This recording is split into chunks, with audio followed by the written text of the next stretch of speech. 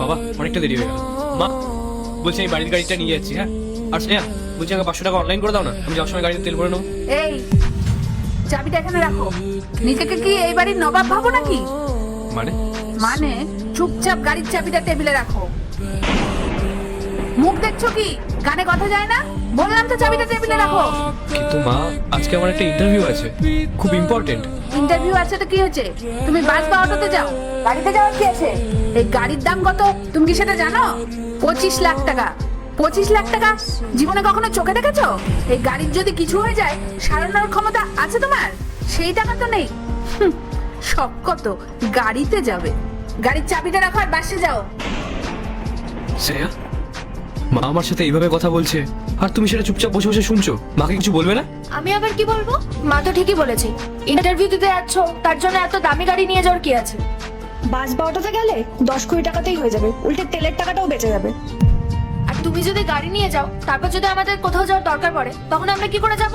তোমার তো টাকার চিন্তা নেই, যেভাবেই যাও না কেন টাকা তো শেষমেশ মাই দেবো।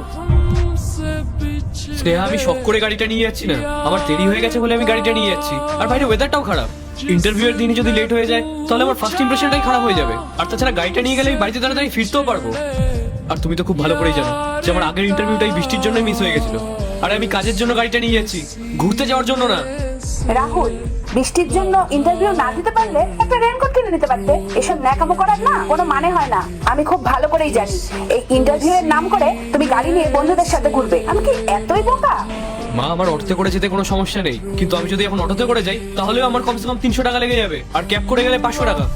আর সেখানে যদি আমি এই গাড়িটা নিয়ে যাই তাহলে আমার 200 টাকা তেল ভরলেই হয়ে যাবে। আর আপনি তো খুব ভালো করেই জানেন যে সবকিছুর ভাড়া বেড়ে গেছে। আচ্ছা, একটা কথা বুঝলাম না, 200 টাকার গাড়িতে তেল লাগলে তুমি স্নেহার কাছে 500 টাকা চাইলে কেন? বাকি 300 টাকা নিজের পকেটে ভরার ফন্দি। ধরা পড়ে গেল তো? আমার মেয়েটাকে সহজ সরল পেয়ে এইভাবে তুমি চুরি করছো? আমি ঠিকই ধরেছি, ইন্টারভিউ এর নাম করে তুমি টাকা নিয়ে বাইরে মজা করে বেড়াও। স্নেহা তুমি এখনো চুপ করে থাকবে? তুমি এখনো মাকে কিছু বলবে না?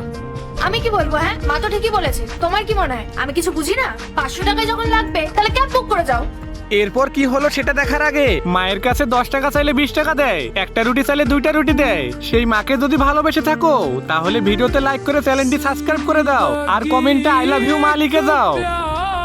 আজব ব্যাপার তো, তুমি কবে থেকে টাকার মায়া করা শুরু করলে? যা খরচ হবে সে তো মাই দেবে, তোমার তো 1 টাকা দেওয়ার ক্ষমতা নেই। সমাজে আমাদের মান